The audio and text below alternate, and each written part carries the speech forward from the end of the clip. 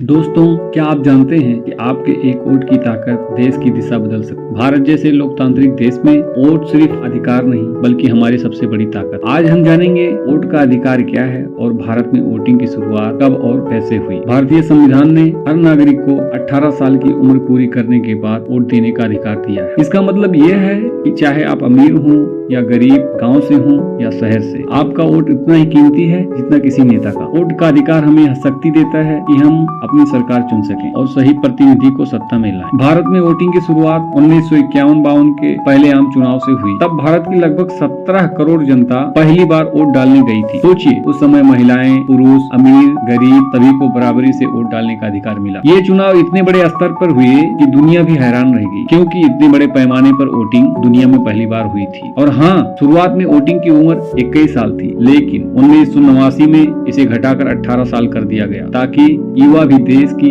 राजनीति में अपनी आवाज उठा सके। आज भी कई लोग वोट नहीं डालते और कहते हैं हमारा वोट डालने से क्या होगा, लेकिन सच्चाई ये है कि कई बार सरकारें सिर्फ कुछ हजार वोटों से बदल जाती है। आपका एक वोट भ्रष्ट नेता को रोक सकता है और ईमानदार नेता को आगे ला सकता है। वोट देना सिर्फ हमारा हक नहीं बल्कि देश के प्रति जिम्मेदारी भी है। तो दोस्तों, अगली बार जब चुनाव आए, याद रखिए कि आपका वोट ही आपकी आवाज है। अगर आप वोट नहीं करते तो शिकायत करने का हक भी खो देते। इसलिए हमेशा गर्व से कहिए, मैं वोट दूंगा, मैं देश बदलूंगा। अगर यह वीडियो आपको जानकारी पूर्ण लगा हो तो इसे लाइक और शेयर जरूर करें और हाँ, चैनल को सब्सक्राइब करना मत भूलिए।